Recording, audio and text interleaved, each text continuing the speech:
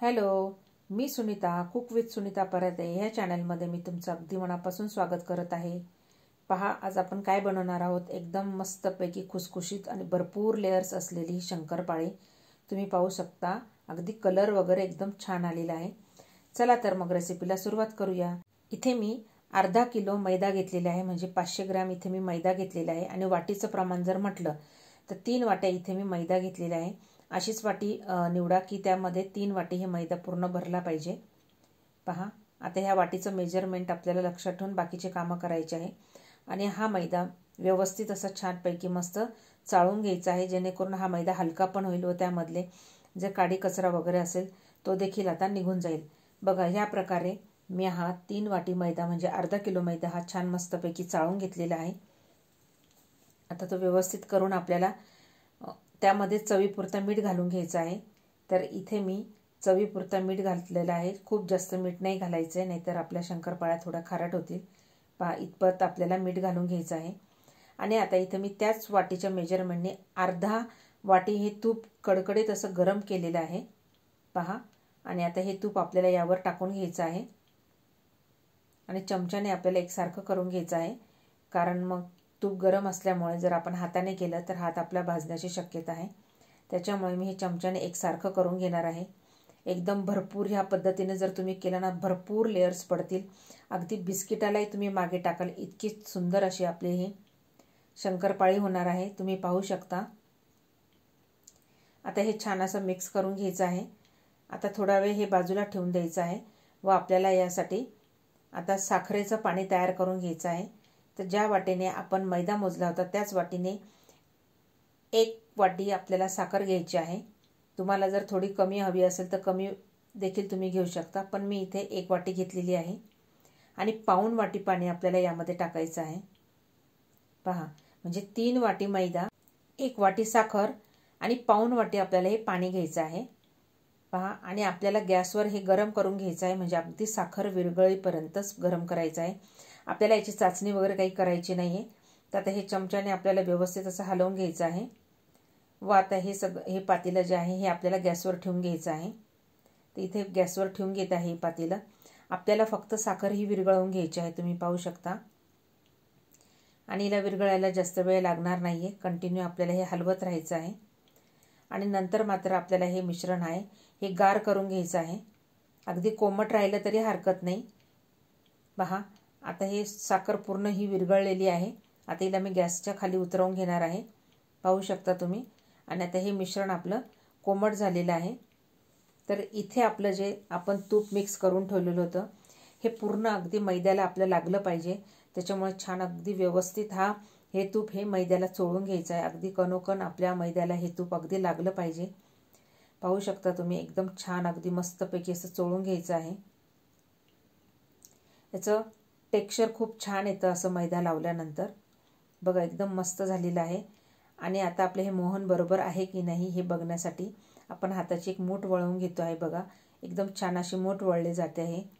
पुन्हा एकदा दाखवते आहे तुम्हाला. एकदम मस्त अशी मूठ वळली जात आहे. म्हणजे आपण जे टाकलेलं मोहन आहे ते अगदी परफेक्ट आहे, एकदम योग्य आहे. याने काय अगदी योग्य ह्याच प्रमाणात जर तुम्ही घेतलं तर मात्र आपल्या शंकरपाळ्या या अगदी तेलामध्ये विरघळणार नाही आणि कडक पण होणार नाही. इतकं छान अगदी मस्त योग्य प्रमाण आहे हे. आता यामध्ये जे आपण साखरेचं पाणी करून ठेवलेलं होतं ते थोडं कोमट झालेलं आहे.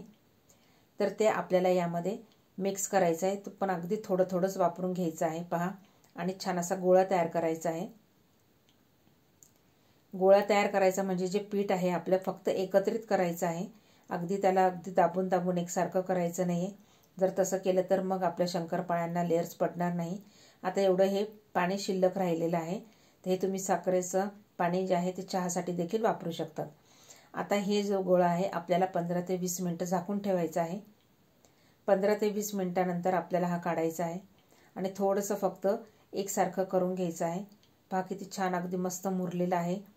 अगदी जास्त आपल्याला काही एकसारखं करायचं नाही. अगदी ओबडधोबड जसं आहे तसंच राहू द्यायचं आहे, म्हणजे आपल्या शंकरपाळ्यांना छान लेयर्स पडतील. आता यातला मी एक गोळा उचलून घेत आहे व तो आपल्याला फक्त बघा तुम्हाला दाखवते आतापासूनच किती छान असे लेयर्स पडलेले आहे बघा. तर हे आपल्याला अगदी फक्त गोळा हा एकत्र करून घ्यायचा आहे अगदी जास्त दाबायचा वगैरे नाही आहे त्याला, एकदम छान अगदी मस्त बघा हे असे. आणि लाटताना तुम्हाला अगदी त्याच्यावर तडे बसलेले दिसतील, सगळं काही दिसेल, पण मग तरीसुद्धा ते तसंच राहू द्यायचं आहे आपल्याला.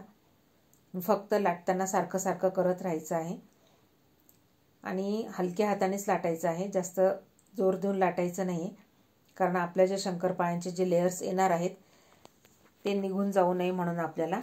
आणि हे अगदी पोळीपेक्षा थोडंसं जाड आपल्याला लाटायचं आहे. पाहू शकता तुम्ही, एकदम छान असं लाटून झालेलं आहे. आता आपल्याला याच्यात छान अजून जास्त लेयर्स पडण्यासाठी मी व्हिडिओत दाखवल्याप्रमाणे मी जसे घड्या घालते आहे तशाच तुम्ही घड्या घालून घ्यायच्या आहे. याने काय होतं, आपल्या शंकरपाळ्यांना खूप छान असे लेयर्स पडतात. बघा आता दोन्ही साईडने अशी घडी घातलेली आहे, पुन्हा उभ्या साईडने पण आपल्याला ही अशी व्यवस्थित अशी घडी घालून घ्यायची आहे. पहा आता हा चौकोन झालेला आहे तयार. असाच करायचा आहे चौकोन सगळ्या साईडनी. याच्यानंतर याच्या बस जास्त काही घड्या घालायच्या नाही, एवढंच घड्या घालायच्या आहे. एकदम मस्त आणि छान असं व्यवस्थित लाटून घ्यायचं आहे. पाहू शकता तुम्ही व्हिडिओत दाखवल्याप्रमाणे, जास्त पातळ पण नाही आणि खूप जास्त जाड पण नाही. आता याच्या मी ज्या आहे कडा काढून घेणार आहे साईडच्या. त्याने काय होईल की आपला एकदम स्क्वेअर आपला हा तयार होईल, एकदम व्यवस्थित फिनिशिंग येईल आपल्या शंकरपाळ्यांना. बघा आता इथं मी स्क्वेअरमध्ये मी शंकरपाळ्या करणार आहे. तुम्हाला जर दुसऱ्या आकाराचे करायचे असतील तरी तुम्ही करू शकता. आता हे कटिंग करून घेणार आहे एकसारखं. बघा एकदम मस्त अशा साईडचा पीस हा काढून घ्यायचा आहे. आता हे आडवं कट झालेलं आहे, आता आपल्याला उभं कट करून घ्यायचं आहे. एकसारखं एकदम छान आणि मस्त कटिंग होते. आपलं पीठ पण एकदम मस्त व्यवस्थित छान असं भिजलेलं आहे, मुरलेलं आहे.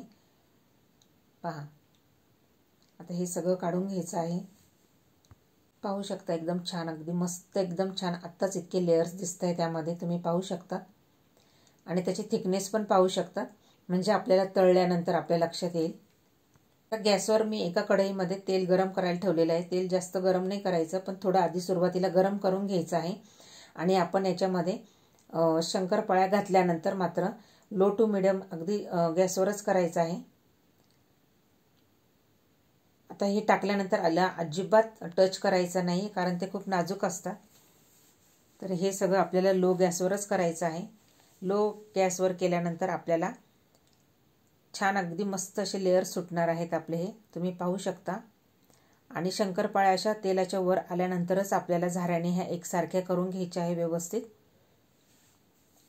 पहा आणि एकसारखं आपल्याला त्यानंतर अगदी हँडल झाल्यानंतर आपल्याला व्यवस्थित एकसारख्या करून खालीवर करत राहायचं आहे व्हिडिओत दाखवल्याप्रमाणे, कारण हे खूप नाजूक असतात. पहा किती छान अगदी कलर आलेला आहे, अगदी बदामी कलरवर आपल्याला हे मस्त तळून घ्यायचे आहे.